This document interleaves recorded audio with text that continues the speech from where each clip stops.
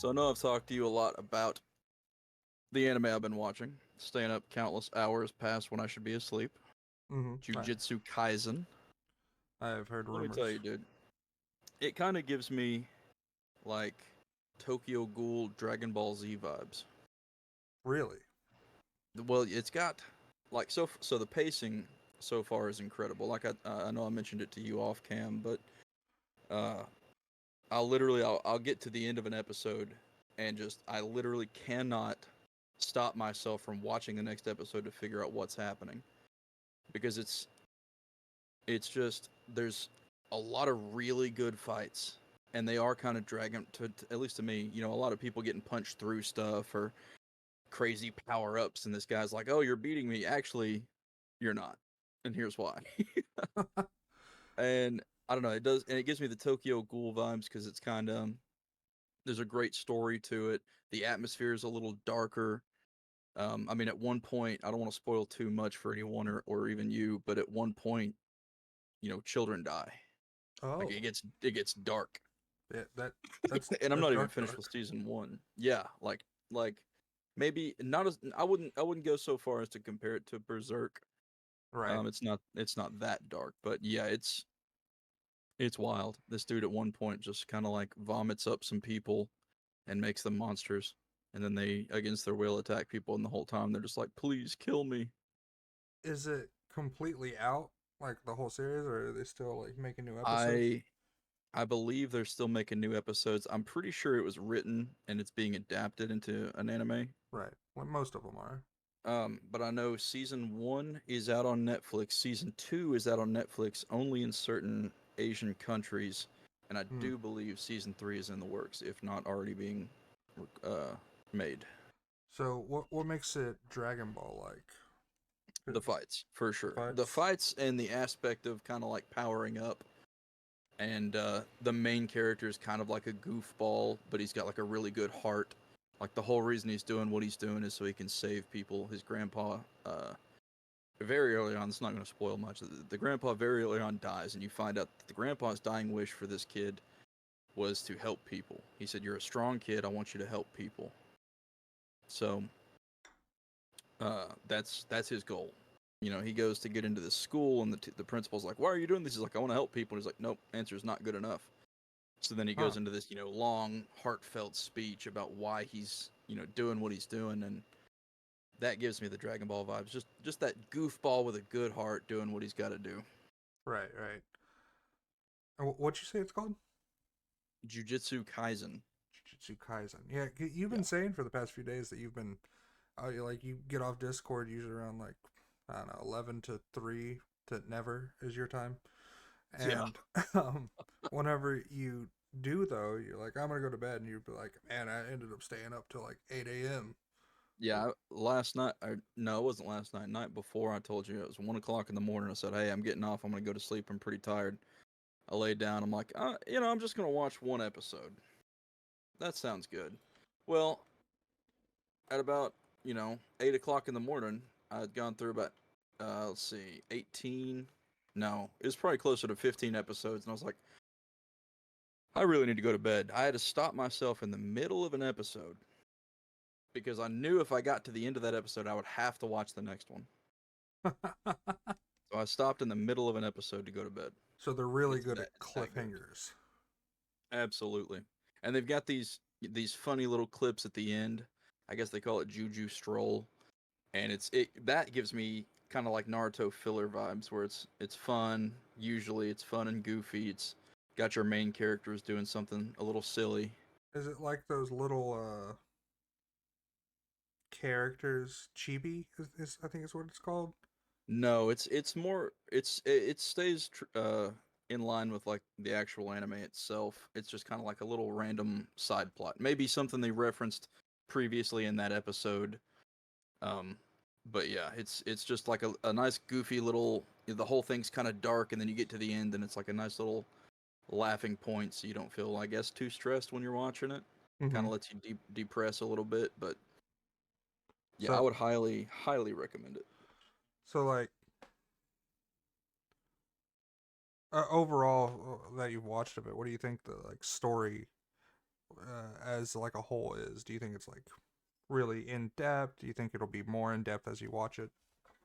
Yeah, it seems like it's gonna just continue to compound upon itself because so far you've gotten it starts off and you're like, oh, okay, you're just learning about it, like the main character is, because it's essentially there's these things called curses, and the curses can be something bestowed upon people, and they can use it with their curse energy, or curses are like kind of ghosts, demons, spirits, whatever you want to call them.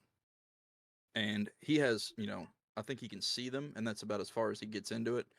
But he's just like a really strong kid, and so you're kind of following along with him, and you learn along with him like the extent of these curses. And then of course when you think you've got a hang of it, they add another element to it. And then of course now there's this behind the scenes overarching plot Mm-hmm. that they're starting to uncover with some of the other curses. Because at first it's like, okay, the curses are, usually found around like hospitals or high schools. They're physical manifestations of negative energy from, students being bullied or classes being stressful or people dying in hospitals. And these monsters are born from that. Then you find out that there's even more hatred to things that you can't exactly physically manifest, like people's fear of the ocean, or their hatred Oh. towards nature, or their hatred just in general towards people themselves. And you find out that that is manifesting these really strong ones that are they should be outside of the classification that these jujitsu sorcerers have, but they've been kind of hiding in the shadows, so these guys haven't really dealt with them before. Uh-huh. And those guys are kind of plotting behind the scenes to do this whole thing. And of course, you've got the Kakashi like character. He wears his little eye coverings. You never see his eyes, for the most Naturally. part. And it's wild, man. So, what are the powers like? Do they like shoot energy blasts? Do they fight with their hands? It A it little of both. honestly, it's fairly very. Imagine like, My Hero Academia, right? So everybody's Mm-hmm. got their own power. Okay. Um, Imagine kind of like that, or like a Kekkei Genkai type deal. Everybody's born, and they can be inherited. So it's not like Okay. every single person has something individual, but there's a chick that can shoot guns. You've got a guy who can summon spirits that he's tamed out of shadows. Oh, like a Um, necromancer. Kinda, yeah. Uh, you've got this one guy who's just really fast and punches really hard. There's blood magic. I mean, there's just like a whole spectrum of powers that the people have. So you've got your ranged fighting, you've got your really good hand-to-hand fighting, you've got spirit on people fighting. I think it's a really good mix. So there's not a ton of like, oh, it's all energy blast, or oh, it's all Right. hand to hand and nobody's got powers. Like it's really good. Yeah, Just a good mix. that's one thing that Dragon Ball never or always had was that I thought they tried to overplay it with the energy blasts or just like trying to make big fast fights, but just not really living up to it. No, What sometimes they they did live up to it. they had some good martial arts, but for the most part, if you wanted to destroy somebody in Dragon Ball, you went with a big energy blast. Right. Yeah, 9 out of 10. So, and I think that's what this one does well. Like, of course, the main character finds out because of whatever happened to him. I'm not going to spoil it, that he's got now some power he can use, but it's still mostly based on his close range fighting so far, all of it. He doesn't have like any range. And of course, he goes up against people that do have range, and then he finds out that maybe they are good hand to hand fighters, or maybe they're not, but they've got something that gives them the advantage to get away from them, like they're a little bit faster or something like that. Um, so I think they've done a good job balancing it. There's not like the end all be all is going to be an energy blast that takes somebody out. Yeah, that that's good. I like that. I like that a lot. Well, Yeah, it's good, Jujutsu man. Jujutsu Kaisen on Netflix. Or At Crunchyroll, least, I believe. Too. yeah, Crunchyroll's got it all. Hopefully. Well, welcome everybody. I am Daniel. Welcome back to the Big Cheese Talk Show. And I'm Nick. And Good to have today, you back. and today we are going to be sharing with you our most memorable gaming moments. Mm, And Excited for this one. so this podcast we've listed our top 10 games, we've listed our top 10 worst games. So today, of those top 10, maybe not specifically in any order or not even in the top 10, the most important gaming moments of our childhood, or most memorable, I guess. Yeah, a lot of comedic moments too thrown in there. Yeah. So, would you like to start off with your first most? Yeah, I think It my doesn't have to personal be. first. Doesn't have to be. Mine aren't in any order. I didn't do an order for this, and there's not like I don't think there's 10. Oh no, I don't have 10. I mean, if I wanted to count every single individual moment, it'd take the whole podcast and maybe another episode. But Yeah. um, I think my it was probably my first foray into gaming, like with a console for me, and that would be um, Call of Duty World at War. So I had gallbladder surgery in seventh grade, and I was out of school for about a week, 2 weeks, and I had saved up a decent amount of money from like birthdays, Christmas, whatever, Mhm. and was able to buy my Xbox 360. And just a few months before, I'd gone over to my dad had gone over to somebody's house, and I went with him, and the guy was playing Call of Duty World at War, and I loved the World War II games back then, still do. And I was looking at it, and he was doing the mission. I think it was the Burn 'em Out mission, whatever that's called. Mhm. And I was like, wow. He's like, people's limbs are flying off, and there's this great gunplay, and the graphics looked incredible back then. I was like, I've got to get this game whenever I can. So I Man. know right after I had surgery, played the game all the way through in one night, and then it hits you with the zombies right after the campaign. And it just blew my mind. I thought it was just going to be that and maybe some multiplayer, and they added that was the first time, of course, Nazi zombies had ever made it in, and it blew my mind. It was so fun. Man, it's funny that you mentioned you had saved up money to buy your Xbox, because the way I got my PlayStation 3 back in the day was that I got like school lunch money every day, like Yeah, $5 somewhere around there. yeah. And I would instead of eating lunch, I would save all of that money. And then when my birthday came, like went up to my dad and I was like, I got $150. And I was like, all you got to do is like, I don't know, it was like 250 for a PlayStation 3 back then. Yeah. And I was like, please, please. And Just cover what I don't have. yeah, and he did. He bought me for my birthday. He took the money, of course, and bought me the Uncharted 3 edition PS3 So that bundle. was your first console and your first game to go with it, My first like that you had bought on personal, your own, yeah, essentially. yeah, my first personal console. I did not one that was like the families or like we Yeah. got for Well, yeah, like a because we holiday. had the PlayStation 1 and the 2 and the family Right. Xbox original. So Yeah, like that's how our 64 was when we were kids. It's that whenever we got the PlayStation 2 for a Christmas, my dad was like, "It's a family gift." But no, the PlayStation 3 was mine. Like my siblings had moved out at this point. And I had saved over half of the money to get it myself. And it was it was beautiful. of course. So, my one of my most memorable gaming moments, I'm assuming we're going to go in format order where we share one at a time, Yes. is getting fully immersed in Skyrim for the first time. I don't think it Oh was man. I don't think it was the first time I ever played Skyrim, because we were kids and you were there and we were just kind of like wowed by the world. It was just kind of like shell shock. Well, it was the graphics back then. Yeah, It was but what, 2012, yeah, I think so. something like that. But whenever I think it was around the time the last season of Game of Thrones came out, and so Skyrim Special Edition had been out and the mods had come out already.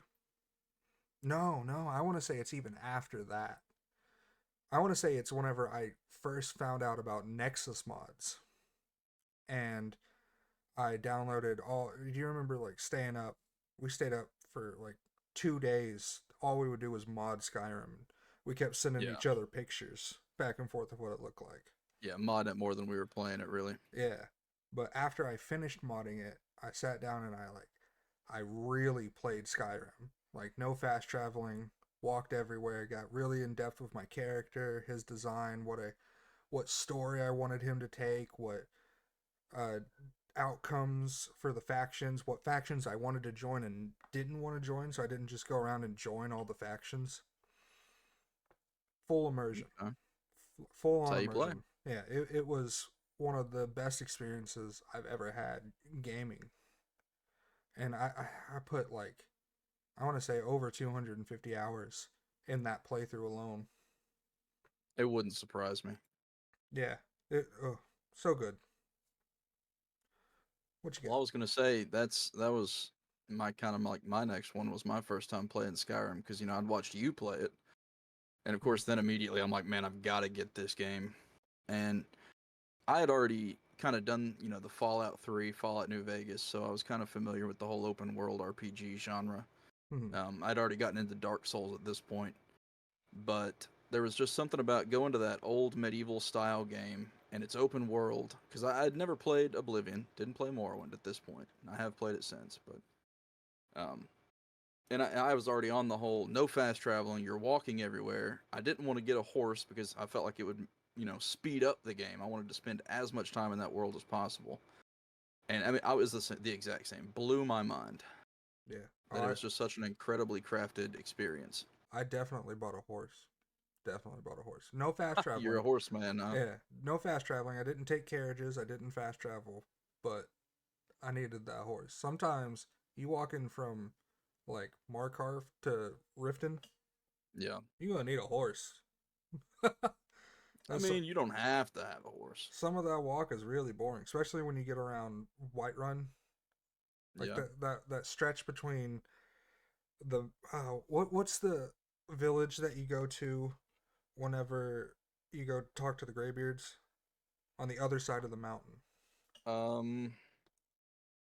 Yeah, the Mountains High Hrothgar. It's. Had you not asked me, I could have told you. Right, same. Rorikstead. Is it Rorikstead?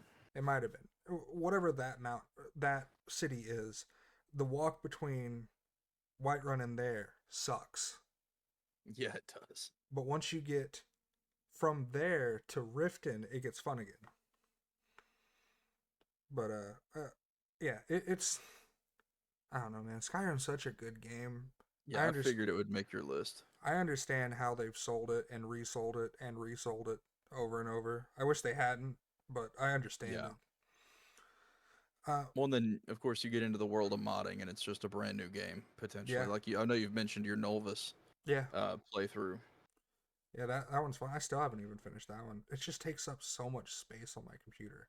Yeah, If it wasn't 250 gigabytes, I could justify it. that's more than Call of Duty. That's like my entire second hard drive. Yeah. And my second hard drive is what I keep all my games on. Oh uh, Lord. all right. My next most memorable gaming moment is gonna be I want to say Pokemon Fire Red, playing it for the like real first time, not like as a kid, but I think I had a laptop maybe. I was a senior in high school. I remember that, and someone we had went to high school with. I won't mention his name, but he had a laptop with Pokemon Fire Red on it, and I blew my mind. I was like, "That's not possible. It's not a Game Boy." And so I was introduced to emulators and ROMs at that point, and I was like, I can do this, and oh, so I went home, downloaded Pokemon Fire Red, and in depth played that game. I literally caught every Pokemon in that game, including the secret dog at the end of the game. And Wow. I only knew about that because I was like googling it. My whole thought process was like, I literally have to catch them all. That's some dedication. It took such a long time because after I thought I had beaten the game, I realized that there was more stuff. I don't remember how I found out about going to. I think I was trying to Google how to like catch Mewtwo or how to get to Mewtwo or something because I knew he was in the game. And I saw that after you catch a certain amount of Pokemon, you go to Professor Oak, and he's like, "Oh, here's a whole new area with like a whole new Yeah. roster." And there's no like Elite Four on this. You can always go back and fight the Elite Four.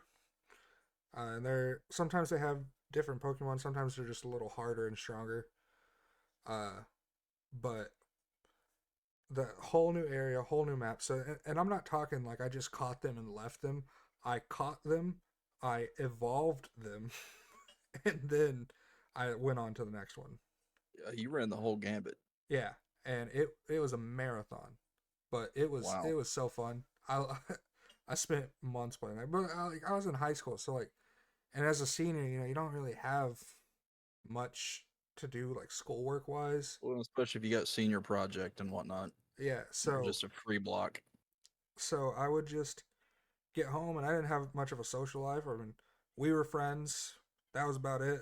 I had a girlfriend at the time, but we were in high school, so we couldn't just like hang out all the time. So I'd just go home and I would play that game all the time.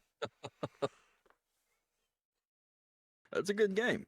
It is. I love it. I've played it a bunch. It's still to this day my favorite Pokemon game. Yes, my second silver, but first always fire red. My second favorite is Pokemon Stadium on the 64. Really? Oh, dude, the mini games it's like Mario Party but Pokemon. Oh, that sounds cool. I've literally never heard of it. Really, dude, They had a mode kind of like that. Well, I don't even think it was a mode, but it was Pokemon XD Gale of Darkness on the GameCube. dude, And I know there was a stadium in there, but I think it was more Battle Stadium. it's probably a little dated now. Uh, but yeah, there was a game where you were Ratatat. You like ran on a treadmill and competed against these other Ratatats and had to jump the those things that runners jump whenever they're running track. The hurdles. Yeah, sure. God, maybe Ralph's right. I can't run to the end of my driveway. That's what it is. uh, it was those. There was one where Ekans would like pop up from the ground. There were like multiple ground holes in the ground, and Ekans would pop up, and you'd have to pick the right one in time and throw a ring on him and get it over him. This was There like was a little carnival game. Yeah, there was one where like you were Lickitung. There were like two people playing, and you had to like run around and eat the food. Uh, and whoever ate the most food would win. And on top of all the there's so many more mini games. Some of them were just as, or if not more fun. But on top of that, you could also battle. Like it was like stadium, so you could go and battle through NPCs who had, or other people, but NPCs for the story mode who like started off really weak and really inexperienced, and the more you battled, the further you moved up, the stronger they got. I need to play this game. A great game, great game. Pokemon Stadium Because 64. oh, 64, really? Yeah, yeah. Wow. We could Look it probably up. emulate that. Yeah, look it up. Well, not anymore. I heard the Nintendo emulator, they've been taking those down. Yeah, Nintendo don't like it when you steal their stuff. Makes sense. But But I got a nice short little comedic one. right, So you know I love Dark Souls, favorite game. I've heard And of rumors. course, I've I've had I had my Mega Rage intro to the game. I think I've mentioned that before. Mm-hmm. I went to introduce another buddy, Logan, to the game, Oh, okay. and of course this was side by side Xbox One playing the game. So I'm able to be there in person, helping him out through the tutorial. I run through the first area, get the summoning soapstone, and I'm like, all right, all you have to do, come out here and summon me, and make sure you're human when you do it. So he goes, okay. He's got like 3 humanity.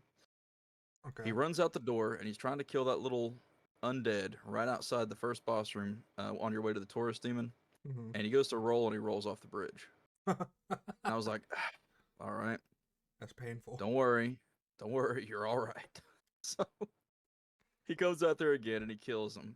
And he summons me, and another one of those little guys, the undead, came up from the stairs. Well, he goes to fight him, and he rolls off the bridge. I was like, all right, listen, you cannot do that again. You only have one more humanity. And of course, I'm at the beginning of the game. I've only got like 3 humanity. Uh-huh. So he goes out there and he's killing the guys, and he summons me, and he starts to walk away, and he doesn't turn his camera, and he walks off the bridge. Oh my god. 3 times in a row. He's like, well, I can just summon you again, right? And I was like, no, you don't have the items to summon me. He's like, well, what do I do now? I'm like, you're gonna have to go through here and kill enemies until you get a humanity, and then I'm just gonna drop you some. So I think that first area, which normally should only take you like a half hour, took us about an hour and a half Man, that's because he was nonstop rolling off that bridge, dude. was it his first time playing a Souls game? Absolutely, he had never played one before, Yeah, and it was his first time ever playing, and he was yeah. still getting the mechanics down. But it was so funny watching him just because he was getting a little mad, but you can't really because it's your fault. You're just rolling off the bridge nonstop. Right. It's not like the enemies are too difficult. You're doing it yourself. Yeah, Man, that's hilarious. it's just one of those nice, funny little rage moments you get to laugh at because it's not you. Right. uh my next one is going to be playing It Takes Two with Caitlin for the first time. Which I Now think that's a puzzle escape type deal. it's like a story slash platformer slash puzzle slash etc. So Okay. it's a good game. Uh, it's like a Way Out pretty much, but Okay. with a different type of story. Uh, and the reason this one made the list is because it was the first game that Caitlin ever played on PC, like that we played together, and so that just holds a special moment for me. Yeah. Now all she plays is COD Unfortunately, and Overwatch. and of course we're out of our COD days. Right? Yeah, retired. After all that surge, you're done. Yeah, clan fell apart. I was out. But yeah, that one was just fun, and the game was really good. It had a really emotional and touchy story. So for those who haven't played it, I highly recommend it. You're definitely gonna need another person to play it with. Well, it takes two. It takes two. It's in the name. It's in the title. If you don't have any friends, get another controller.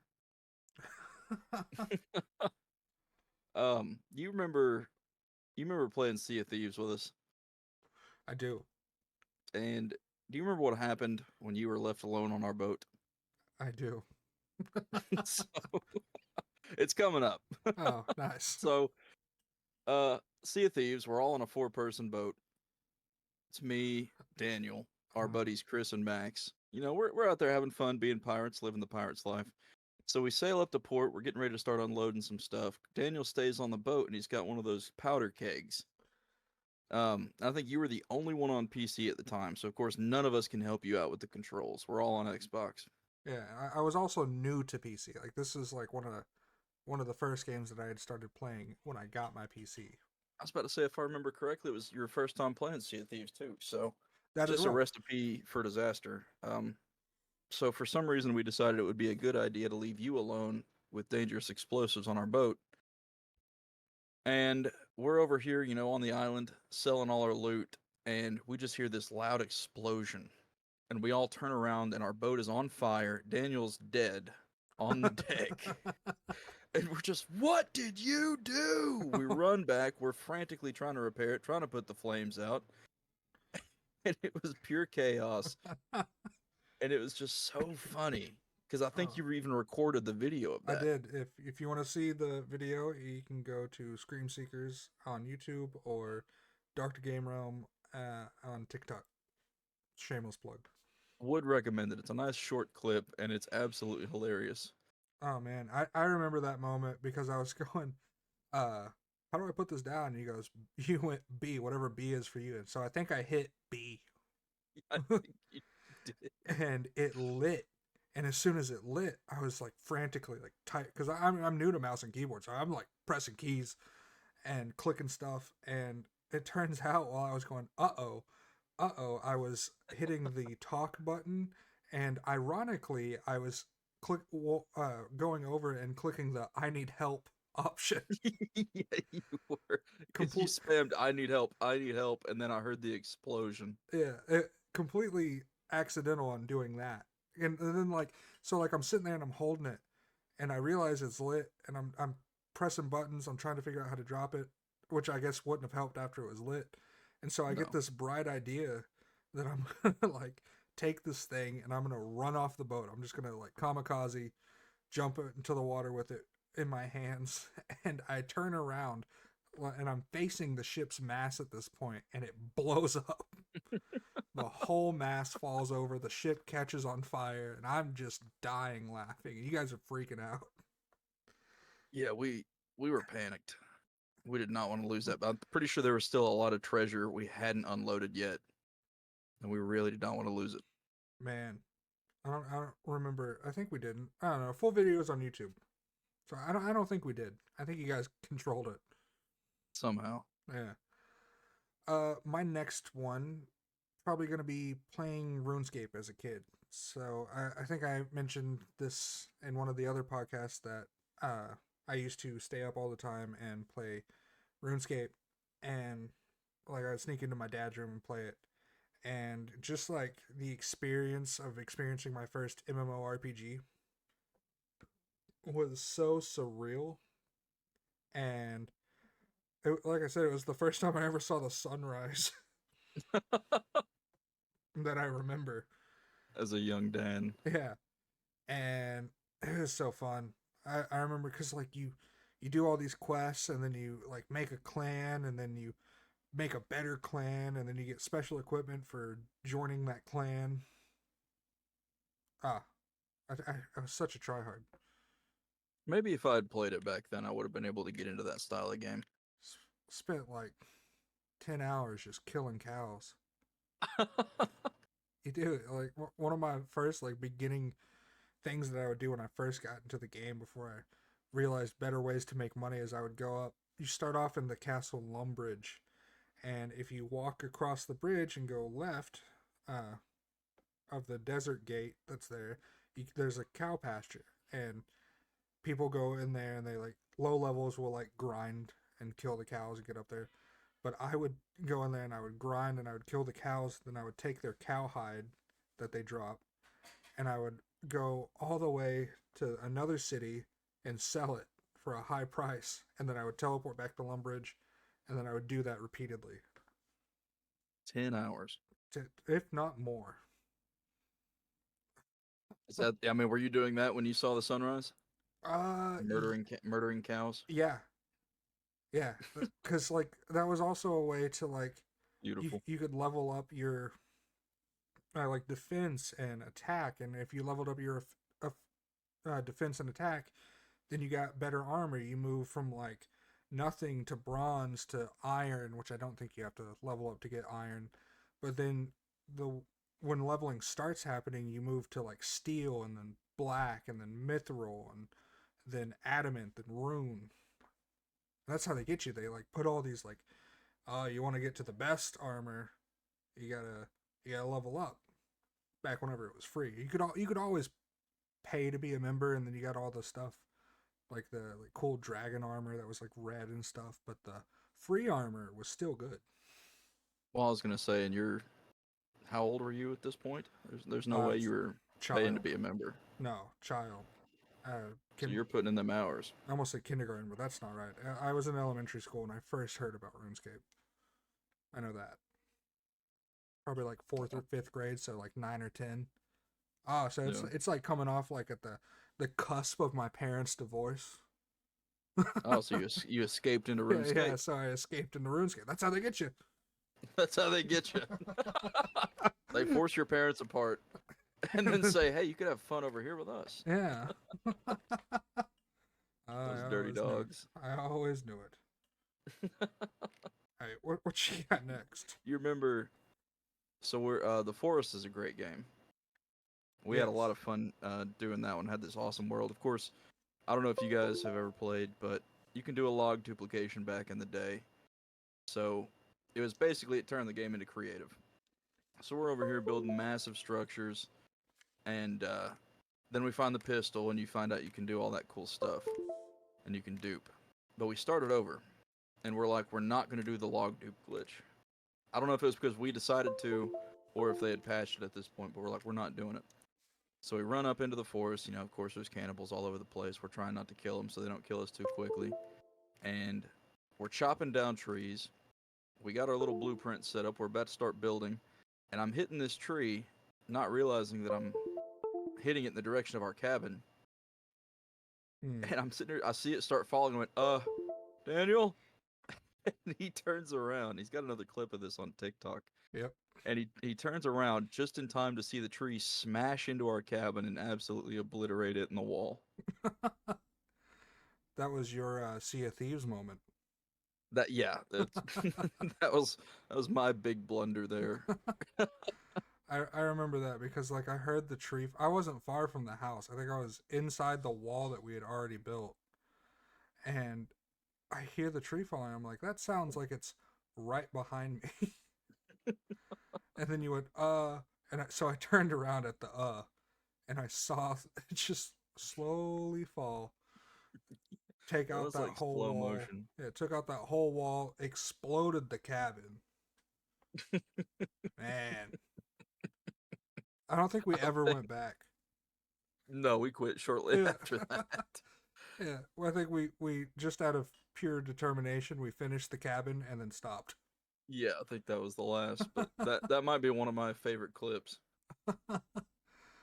Let's see. Man, the forest was such a good game though. I like whenever And we well, the were. Force 2 was good. Yeah, we haven't gone back and played that yet either. That's one of the That's a games we're big gonna issue play. we got. Yeah, but the forest one was an amazing game that we played. We well, it was me, you, and Jacob, I guess, for the most part. Because Matt would come and join us sometimes, and I know Elijah like got on like once or twice, and so did JT. Yeah, But not very much. no, but for the most part, it was me, you, and Jacob, and we had all these like advanced houses and zip lines and guns, Pathways out of stone. yeah, pathways and You know, duplicated you'd shout. bullets. Well, I'd be in the forest and I'd shout, "Hey, Daniel, where are you?" And I'd just hear a gunshot in response and just try to zero in on it to try and find you. And that was so funny because we found out if you could duplicate logs, you could duplicate the bullets. So we ended up like, I think the game only gives you like, I want to say 10 or so bullets, Yeah, it doesn't give you a lot, but and you really got to look for them. we ended up having like Couple 900. thousand. Yeah, thousands. So my next one is going to be one that we did together, playing Army of Two for the first Oh time all the man, way through. a one nighter. Yeah, man, Army of Two was such a good game. That was a GameFly rental that I had. I Remember remember, GameFly? I do. I remember playing that game, and we were like, we were iffy on it. We didn't know what it would be like, but then we stayed up literally all night playing that game, and then we got to the final boss, or not boss, but final level. And in the final level of this game, there's like people, like I want to say it's like the FBI or something. They're Essentially, I breaking, think it's a little different, but along the same lines. yeah, they're like breaking in windows, like zip lining down from the ceiling. They're busting in the door, and we died so many times in that moment, and on that level. But it was the Yeah, but we last had to one. finish it. Yeah, of course we didn't know it was the last one. I remember you and I huddling behind a rock. There's explosions going off. There's like a million people in front of us, and we're just sitting here behind this rock praying that we don't die. You Yeah, remember that? yeah, we would find rocks, or we would find like desks, and like Just anything. hide behind the desks, and just like you watch this way. We adapted that strategy from playing Modern Warfare 3 survival mode, where Oh yeah. we found that little divot. Yeah, that like there's like a bomb crater and underpass or whatever that map was Yeah, and near the bridge. you would watch one way and I would watch the other, and we would just like survive. And then a juggernaut would come in and just wreck us out. He would just shoo Yeah, us out of the hole. that's a fun game mode. I don't know about the whole game, but Yeah, I don't remember Modern Warfare 3, so it couldn't have been that good. But no, I just survival remember mode, playing that mode. That's yeah, it. survival mode was really fun. So, last little thing I've got here was Minecraft. Yep, that's my next one, so that's perfect. That's perfect. Are you talking about iPod Minecraft or Xbox Minecraft? Oh, I didn't think about iPod Minecraft. I Yeah, I thought, was thinking more of like our first big mountain base. yeah. So to touch on iPod Minecraft real quick before we touch about the mountain base, uh, the iPod was first of all we downloaded like the free Minecraft demo, right? And Yeah, not you couldn't save. yeah, you couldn't save, but we found out it had multiplayer and we figured out how to make it work. And so we were like, I think I was like spending a week at your house or something. It was over the weekend. You came to my house. We downloaded it to play and spent. I think you came over on a Friday after school, and you left Sunday afternoon So we spent or 2 days, three. two or Yeah, three well, days. it was roughly. I think it equates to 3 days, and you can't save. And we really wanted to just say, hey, let's go to creative on an iPod and build the biggest structure we can. Covers the whole map. Let's do it. And we did. We built an entire, I guess, like cube over the whole map. And that's what we spent It three wasn't days even a doing. house. It was just a big cube. Yeah. There was no design. It was just a. What was the demo? I don't even think there was like many rocks we could choose from. I know we made it out of cobblestone. Yeah, we made it out of cobblestone, and then we drew stuff in torches on the inside because it That's was what you do. tall, but it was just so long. Like you could not see the other end of it. It wouldn't render in. And we're sitting here flying and flying and flying. You see the giant shadow underneath it cast on the land. And of course, by the end of the 3 days, because you can't save, so the only way for us to finish this thing was to leave those iPods running, On screen chargers. on and everything, on chargers. And they were so hot by the end of that 3 days, you almost couldn't touch them. Man, we probably burnt those things out. I wish I knew where my iPod Touch was.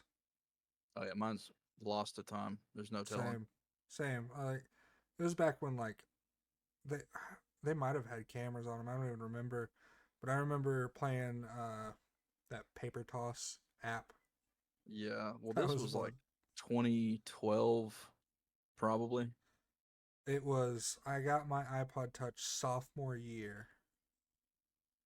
Uh, so whatever So that was. 2011, 2012. 20 yeah, 2011, 2012. Yeah, that's right on. God, we're getting old. I know. So the mountain map. Do you want to take this one? Oh no, go ahead. I kind of took lead on the iPod. The mountain map was a it was probably my best experience in Minecraft ever, and I think I've always tried to recapture that moment in Minecraft ever since. It's hard. It is because so Nick got Minecraft for the Xbox, and same scenario. I came over to his house for a weekend, and he was like, "I got Minecraft, but this time we can save." Yeah. So we turned on survival mode because we ain't no chumps. Survival mode, get the most out of your build that way. And we're walking, and I don't think it took us that long. I think we might have just like spawned and looked up, and we saw a single cube floating in midair. We went there. That's it. That's the house. Yeah. So there was a mountain that you had to climb up on, and then you could uh, jump over to the square. And then we built. I think you ended up building a base inside or around the cube, and then like cubed it off attached to the mountain. And while you did that, I went and collected like the supplies and the wood, and then built the staircase that went all the way down the mountain to the ground, so we had an easy way up. Yep.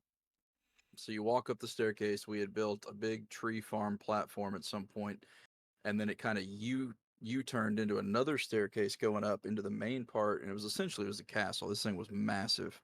Um, so much so that I think at one point we ended up with a waterfall elevator because it was the stairs were getting old. We did. Creepers were blowing them up. Yeah, we ended up walling off the stairs because they were so dark that we couldn't light them well enough, or like I don't know, maybe we were just inexperienced. But and then so like from your house, what I had done is I had like gone outside, built a ladder beside your door, and then went on top of the mountain, and then from the top of the mountain I built a sky bridge that went like pretty a decent distance away, and then built my house, which was like Big. Yep. yeah, probably a big cube. That's what I was rocking back Yeah. then. Uh, and I mean, that then was our specialty. It was our first. This was our first foray really into Minecraft. yeah, and then from that, you had a water elevator, and I was like, oh, I want one of those. So I built a water elevator into my house that like went off into this like big pool area, and then you got out and went and did your thing, and then we built like rail carts and the mining experience of Minecraft. Oh, so good. It's yeah. It's, I think because now when I play Minecraft, my go-to is to dig into the side of a mountain, and I don't know if it's just because that seems easier or if it's I know that I can't recapture that nostalgia. Yeah, I mean, same. The best play in Minecraft Survival when you're starting out is get your wood, go to a mountain, dig a hole straight in it, Yep. make a Call it little home. yeah, make a little cube. You can always move, but you have a door, an entryway, and you can wall it off in your own space. Saves you from all the nighttime terrors that comes with that. To About touch, oh, what not nothing. Go ahead. I was gonna say to touch on my last two items. I'm just gonna like briefly touch on them. Is Smash Bros and Mario Kart, just because I used to play those with my. I had a friend who lived across the street from me. His name's Shane, and I would go over to his house, and we would play Smash Bros and Mario Kart all the time. Just nostalgia, being a kid playing video games, solid, and Smash Bros and Mario Kart. It's enough said. Are absolutely classics. So Yeah, you can imagine the fun you had. yeah. It was great. So, moving on from the most memorable game moments, let's move on to some news Yeah. about What's this? games. What's this you've been talking about an Elden Ring boss? Because I know you'd think me loving Dark Souls as much, I would have played that game a bunch, but I can't get into it. You've it turns out you've put just a ridiculous amount of hours into it. So hit me. So, there's an Elden Ring DLC that's coming out. I'm sure some of you know. If not, I don't know why.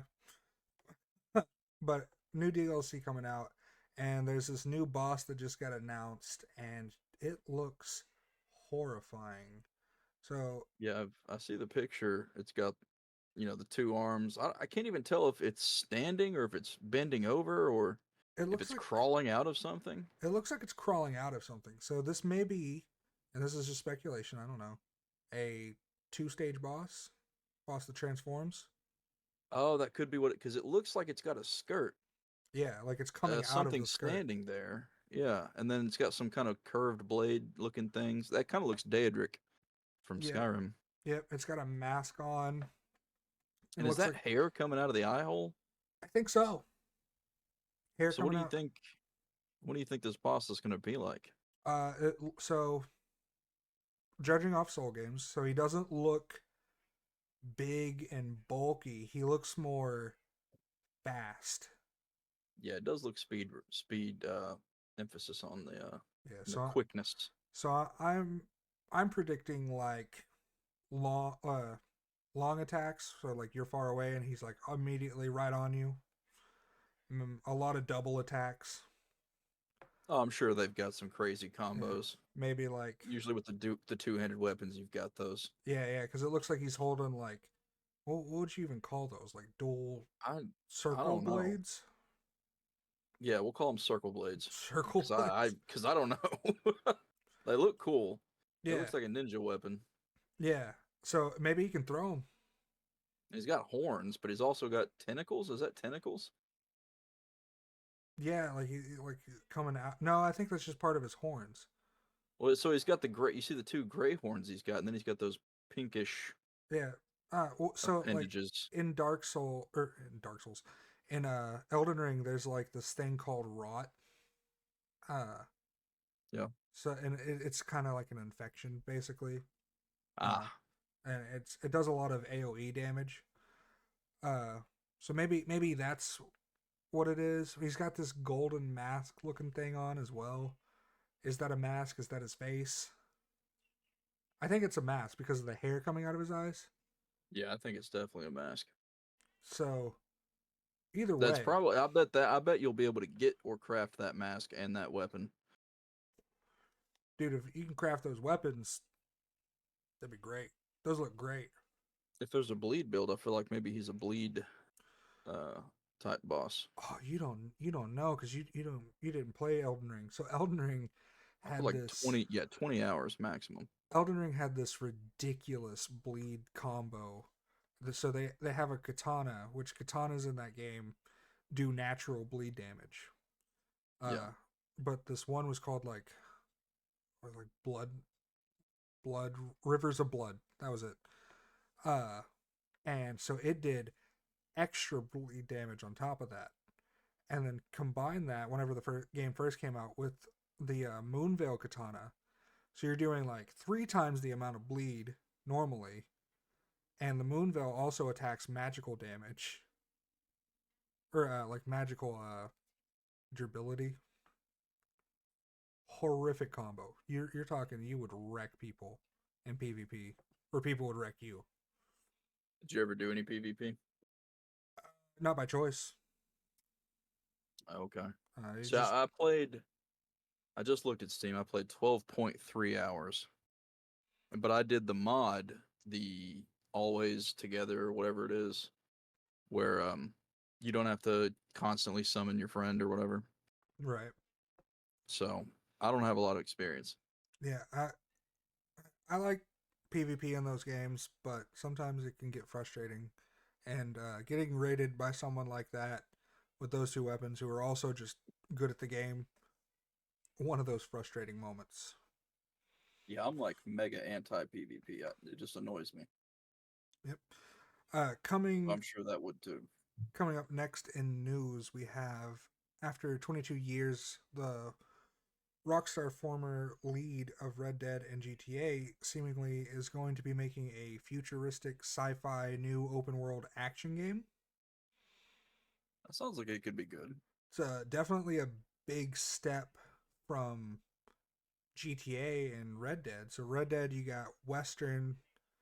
GTA, you got like city. So Modern City. so I'm trying to like get in the headspace of imagining a Rockstar futuristic sci-fi game like that. Well, so I mean, has anything been leaked on this? No, this is all I know. So I feel like you got No Man's Sky, you got Starfield, you got the ships, you go outer space, you go to multiple planets. I feel like they're going to stray away from that. It's going to be kind of like the Red Dead, the GTA style of one map, open world, but it's going to be futuristic somehow. I Yeah, don't feel like there's going to be interplanetary travel. maybe. Yeah. It's hard to do interplanetary travel correctly. Even I think Starfield didn't get it right. No, I'd say No Man's Sky did it pretty good, because at least the travel's fast and it's not ridiculous. Like you can travel over the whole surface of the planet. You can land wherever you want to as long as there's a place to land your ship. But there's no fast traveling. Yeah, It's not like Starfield where it's fast travel simulator. yeah. So I don't imagine that this game will be like that, especially for a Rockstar game. Not to say that Rockstar makes bad games. I mean, Red Dead Two is probably still one of the most popular games. But so I imagine one area, one city, futuristic city. Probably I don't know. Like, do you get to like still flying cars, Flying cars, I could see. laser Um, weapons? I mean, if we're just going straight sci-fi tropes, I feel like they're gonna have robots, maybe some aliens, laser weapons, Hmm. your plasma weapons. I'm wondering what the story's gonna be though. That's Yeah, what I'm a little more interested in knowing. So yeah, I'll be watching some of these leaks to see if it ever happens. yeah. The story is what makes or breaks a Rockstar game. So next, and this is pretty big news, is Microsoft is dropping the next Call of Duty game day one on Game Pass. And the reason this is big news, and I think we've been pretty adamant that we don't like COD, or we used to like COD and we kind of fell out of it, but the amount of COD players and getting the game for free on Game Pass. Do you know how much that is going to increase Game Pass as a whole? Oh, I'm not surprised. But also, I feel like the player base has kind of fallen off. I don't know if you've looked at any reviews for the most recent Call of Duty. If you just look on Steam, it's mostly negative. Yeah, I don't think it's reached overwhelming, but it's mostly negative. And a lot of that's, of course, due to, hey, I'm in the menu and it's lagging, or, they're letting hackers in and banning people for firewall, yeah, running in the background, stuff like that. But they've not had a couple good releases for the past couple. yeah. And But I feel like that might be their way to try to increase their player base and say, hey, look, you can play this game for free and it's fun and come and join us. yeah, like not only is it going to get more people playing COD, but it's also going to bring more people to Game Pass. Yeah, that's And true. I'm a big uh, supporter of Game Pass because Game Pass is one of the smartest things that I've ever seen a game company do, especially like someone like Microsoft. So like you've got like Call of Duty or like High on Life, these like big expected games. The new Elder Scrolls will be on it. Really. Yeah, so they're taking See, some of their most popular games that are being released and releasing them day one on Game Pass. So you're not see, paying $60 for yeah, a new game. You're paying $50 or $15 a month. And yeah, it builds up over time. You're gonna pay for that game 10 times over. But you also get all the other games, and every new game you're bringing in new people, and you want to hold on to the Game Pass with the new games that are coming or the games that are still there. It's so smart. it's smart from a company standpoint, but as a consumer, I'm a little split because I do like that I can, pay what do you say, 15.99 a month. It's like 15, maybe 10. I don't know So the somewhere exact between number. 10 and 15, and I get to test run all these new games to see if I like them because eventually they won't be on Game Pass. So, it'll save me money in purchasing the game. But at the same time, I don't like the fact that I'm paying for a game that I to play a game that I don't own. Right. And it's there was the whole, I think it was Ubisoft, Yeah. um to roughly quote, get comfortable not owning your own games, or players need to get comfortable not owning their own games, or not Yeah. owning their games. And that's the Game Pass, um kind of feeds into that. It's a subscription that you pay to have access to a game, but at any point it can be revoked. Yeah. Now, I of mean, course, that's true with most digital licenses for games. You're paying for a license to play the game. You're not paying for the game. But this is like new territory, you know? it is. And it's scary, but like I like the idea. So say you don't have Game Pass. Like you don't have Game Pass. Correct. But say the new Elder Scroll game drops tomorrow. You can pay $70 to own the game upright. You could pre-order And it, maybe whatever. not like it. Yeah. Or you can pay $10 to $15, play it, and then play it all the way until you exhaust the game. Maybe at this point it goes on sale on Steam, and then you can buy it, and then Yeah, you no, can I then do you can like that cancel your Game Pass, or if because you I could say for the first month I want to pay, and I'll pay $10 to $15 for that game. I can yeah play it. I can get the achievements on it. Hell, I could probably even mod it yeah if I wanted to. Um, I do like that aspect of it because you're game testing yeah for a small price. yeah. So at that point, it's like say you don't like it, and now you know. Now you've instead of paying $70 for a game that you probably can't return at this point, you can cancel your Game Pass membership, and now you've only paid $10 to $15 for a game you didn't like versus $60 to $70. Let's be honest, it's going to be 70 if not $80 when it comes out. Yeah, yeah. I would imagine it would be, and I do like that. You know, Yeah. because if you used Game Pass in that way to essentially pay to play a new game Mm-hmm. for a quarter of the price, yeah, Yeah. I think it's a great service. Yeah. It's not something I think I would sit here month after month and pay for just to have all these games, because if I like the game, I'll just buy it and Right. play it. Right. But Yeah, that's no, that is a good idea. That's something I hadn't thought of. Yeah, and like I don't know, it's just so smart because it brings new people to COD, new people to Game Pass, and they collaborate. And you know, I'll say it until I'm dead. People only play Call of Duty because their friends play Call of Duty, or at least most of them. And One if that it could be a good way to boost your game sales because if your friends are playing Call of Duty and you only have it through Game Pass mhm, and it gets taken off Game Pass, chances are you're going to buy that game to continue playing with them. So it yeah, is smart from their standpoint. yeah, it's brilliant. Uh, good company move from Microsoft. So coming in next, we have Fallout is coming to Fortnite, which Not a don't like it. I don't like Fortnite, but Fallout is really popular right now. Now, when So you say Fallout's coming to Fortnite, is this just they're bringing some skins in, or I, their I imagine new yes. game mode? No, I doubt that. Because I don't know if you've seen Fortnite recently, but there's like a I million haven't. different game modes you can play. It's not just the battle royale that it was when we were playing it. Oh, well, I have no idea.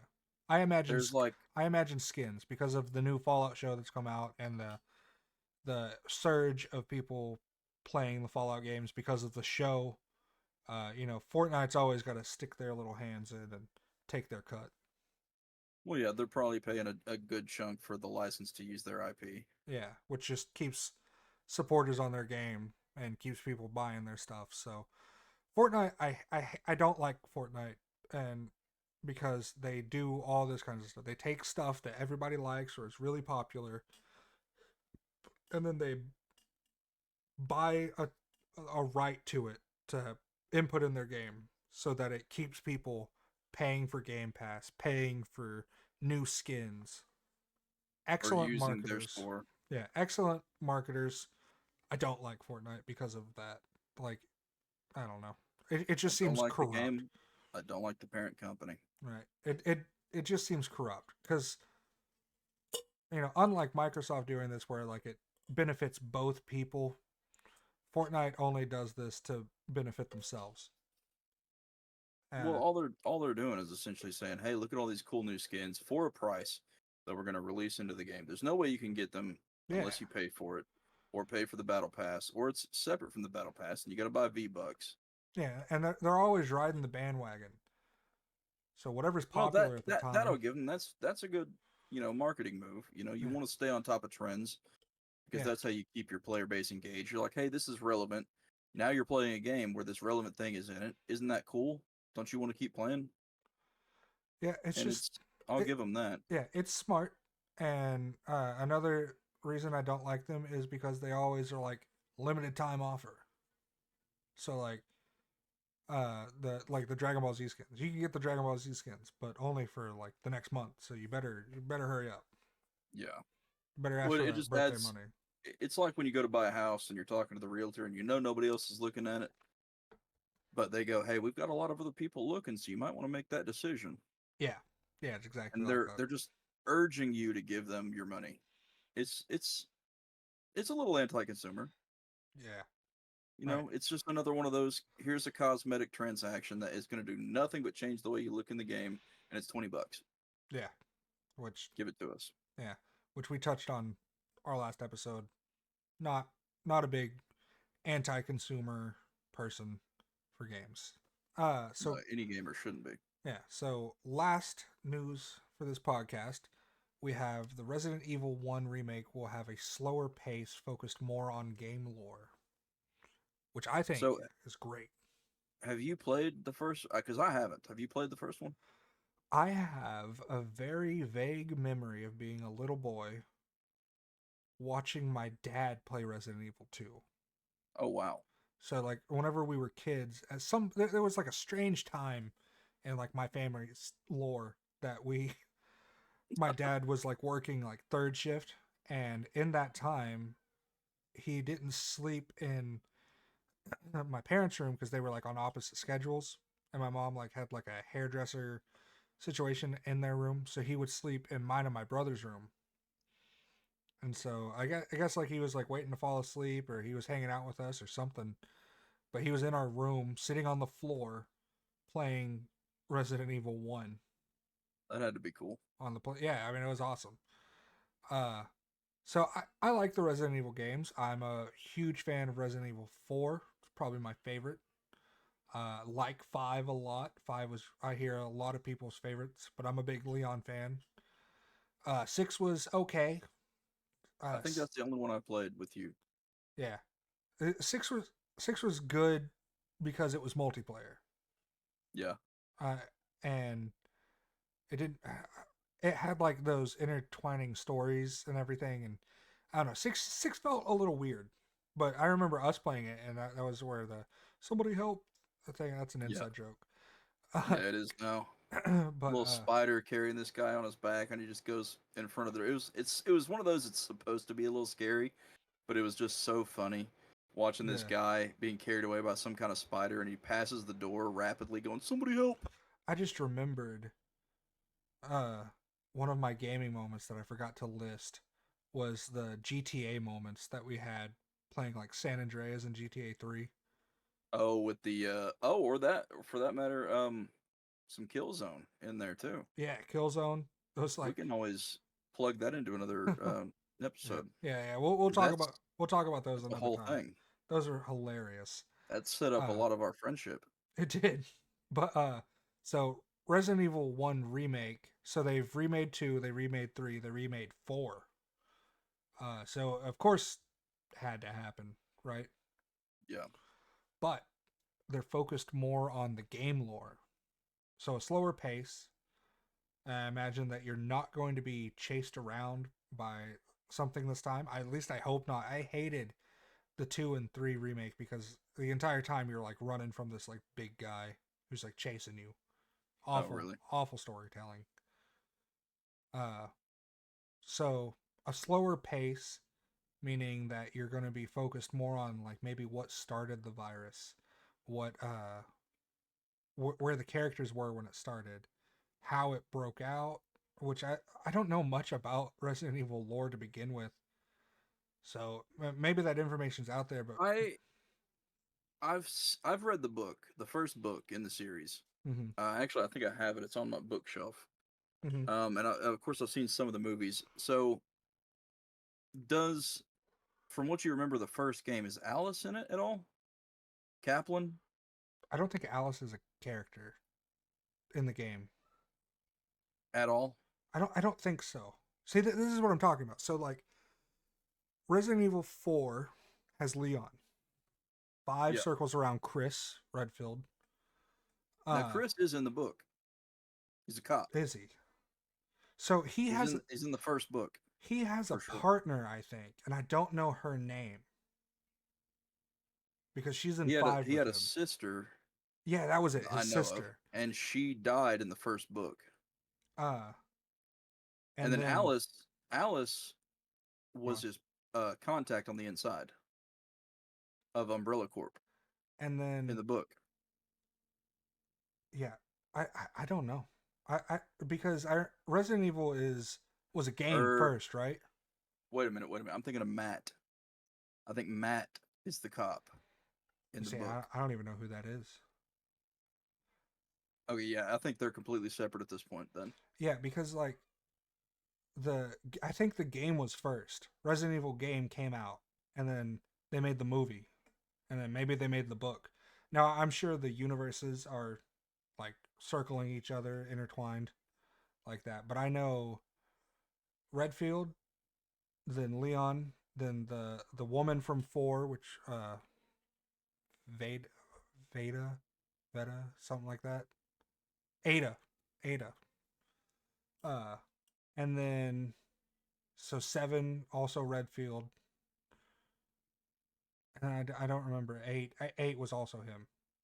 So he's like the main character, I guess. But Leon was yeah, always my favorite. is Uh, it was he first introduced in Resident Evil 4 or was it 2? Leon was, I believe, 2. His first introduction to Resident Evil. Okay. So that, and I haven't played 1, so I don't know who you would play as in 1. Hold on, I have the internet. Yeah, no, that's what I'm looking at too. I'm trying to figure out when that book came out because they have books I think based on the games, and then there's the book I read, which is based on the movie that has Alice. Because the first book is essentially the start of the outbreak. So Umbrella Corp's looking for a facial cream that's basically anti-aging, and if you only release one part of that, it's a virus that turns people into zombies. Um, there's a cop on the outside trying to expose them, and he has a contact on the inside, which is Alice, and Alice goes through his sister that works there to middleman because she's like on the security team. Well, her fake husband, Alice's fake husband, also wants to steal the virus, but he's trying to sell it on the black market to make millions so he can leave and escape and live on an island. And he ends up breaking the virus. He steals some of it, steals the antidote, breaks the virus. It gets released. He makes it back to the train, and the AI knocks him out, knocks Alice out at the house. They send in a force, and that's where the book picks up. Okay, so Chris's sister, his name is Jill. She is the first character you play as in Resident Evil 4 or 1. Okay. And then shortly after him. And then Leon is introduced in 2. Alice is not in any of the games. She is from the movie, and they turned the movie into a book. Okay. She was intended to Interesting. be in a game as a female protagonist, but never was. So, And see, I think so. They have Resident Evil: The Umbrella Conspiracy, Resident Evil: Caliban Cove. I think those are set in the same universe or lore or whatever as the game. mm-hmm. And then they have the movie novelization, which is what you're talking about. Which that book came out in 2003. Resident Evil Genesis was the first book um, in that series, which is the one I have. And then they have those like off-brand games, which is like Resident Evil like Zero or like this like Special Forces or something. Yeah, some of the ones for the books I'm looking about the games, I think it's like they've got Nemesis, Code Veronica, Zero Hour. Yeah, and then you have like the 7th and 8th game, which has the returning character, but doesn't focus on anything to do with the T virus really. No, that's what always kind of confused me when they released Biohazard. I think was number 7. Yeah, the one That with the had family. nothing. Yeah, that had nothing to do with the people from 6 and before. It kind No, of confused me. Like I don't know what they were doing there. well, it's like they just went in a whole new direction. They released 6, and 6 in terms of Resident Evil games was a flop, and so they like pulled everything, just like basically ripped the game out of its shell and made this new horror first person good game. I mean, like it was a really good game. I loved 7, but it does, besides the reoccurring characters, doesn't have anything that I saw that relates back to the past games. But this one Yeah, is this one remake, so expected to play as Jill first and maybe get some more game lore into like what caused the outbreak. Maybe it links up to the movie. Maybe it takes its own path. A lot of different courses they could take here. So I'm really interested to see what they actually choose to do. well, it sounds like if they're going to try to make it more story oriented, that people are probably going to like that. Because Yeah, from what you've said, it sounds like they've kind of gotten away from that in the 2 and 3 remake. So maybe they've learned what the fan base actually wants. yeah, yeah. Which I'm here for. Like I've said it every podcast so far. If you support your fans, I will get behind you 100%. Well, yeah, pander to your fan base. You know what they know what they want, Yeah. and usually they have. I mean, they've got some good ideas, like the Helldivers 2 Discord.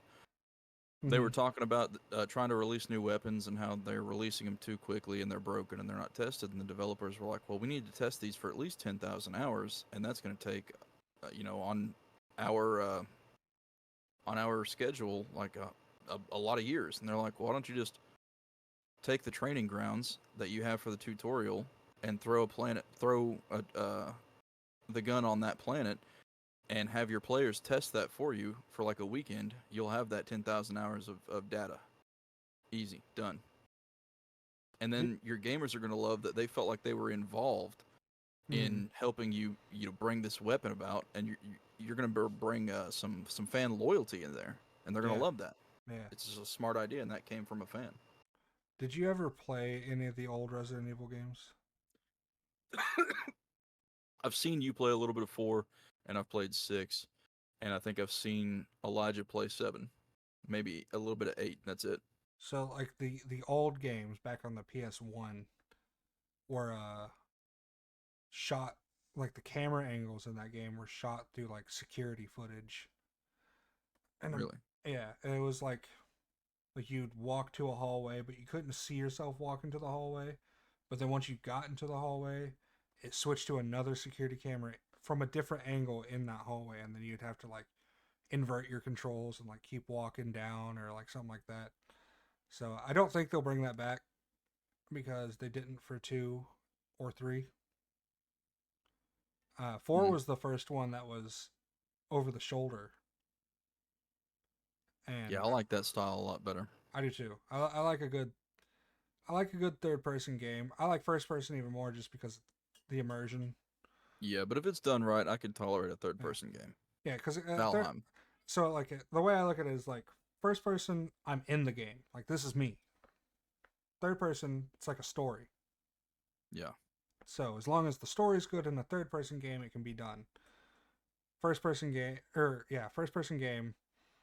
Maybe you can slack off on the story, maybe a little. I mean, obviously, if it's horrible, I still don't like it. But I think it uh, depends on the game. Like, yeah, if you've got an open world game, I think you can definitely slack off on the story just a little bit because you can add so many more things, the world events, the random encounters, um, into it. So you don't yeah, have to necessarily say I have the best story, just an engaging one at the very least.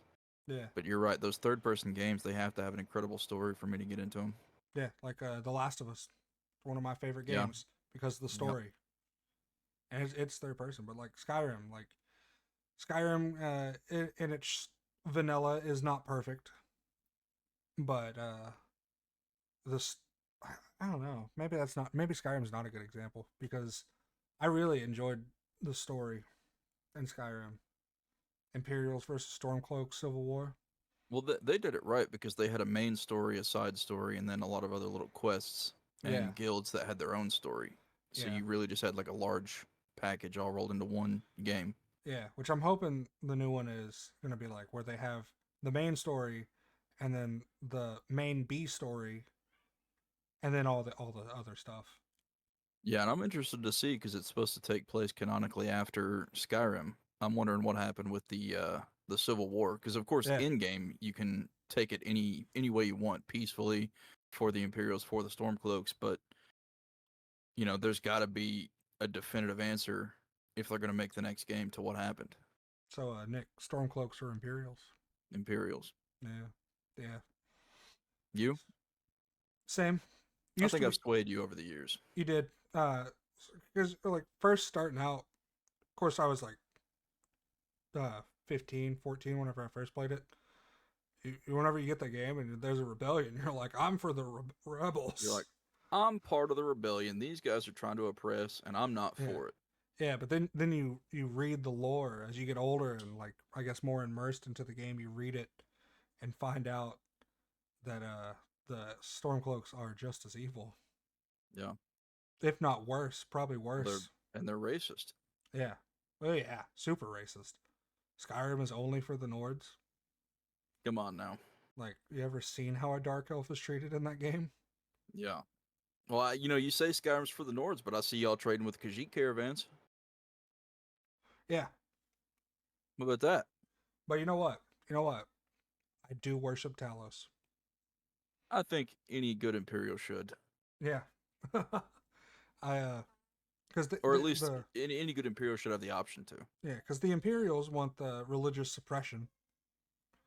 Uh, No, no, they no, want it lifted.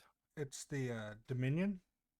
Yeah, the Thalmor, Yeah, because I know it's illegal to High worship. Elves. I know it's illegal to worship Talos in Skyrim. unfortunately, Yeah, but because they view him as a man. right. And the next one is supposed to take place in High Rock. I heard, I thought it was supposed to take place. Um, I think they teased Valenwood, which is High Rock, I believe. Okay, But I also heard that it might be um, Hammerfell, Hammerfell. That was it. which No, is where the red guards are. maybe I don't know. I thought it was High Rock. I hope it's High Rock. Oh yeah, because Valenwood's the the wood elves. Yeah, and I don't know. We'll see. High Rock is where? High Rock is the high elves, the So, Thalmor. so what if this is like the end of the Thalmor, or the beginning? I would love to see the end of the Thalmor. I think everybody's kind of sick of them being anywhere, doing anything. Yeah. I'm gonna see if I can find if anything else has been teased. When is this supposed to be released? Do we know yet? No, Hammerfell. It's the next Elder Scrolls game is likely to take place in Hammerfell, a mountainous region that borders Skyrim and Crydil.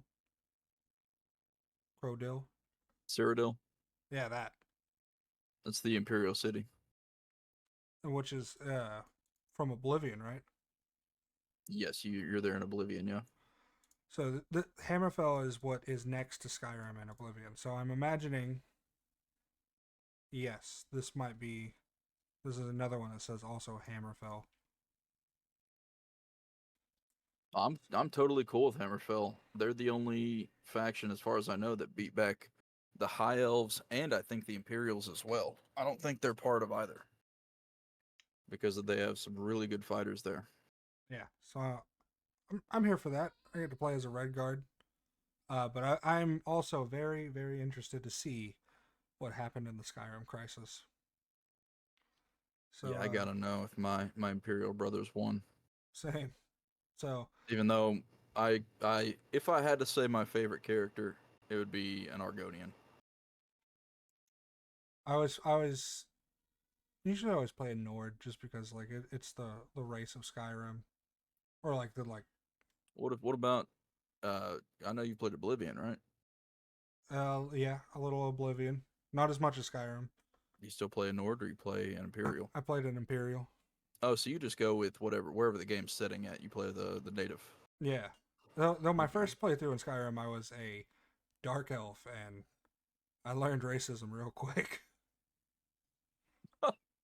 Yeah, People, as soon as you go there. yeah, people do not like you if you're a Dark Elf in Skyrim. It's bad. Different time, man. When I was a kid in Skyrim. In Skyrim, people hated me. All right, I believe that is all the time that we have. Do you have anything else you would like to add to the topic? No, I think we've got a good amount covered. We'll fit in some good stuff next time too. Yep, I believe that's also everything for me. So thank you All right. everybody for watching. Make sure to Stay share. cheesy. Yep, make sure to share your most memorable moments with us. And until next time, guys, stay cheesy.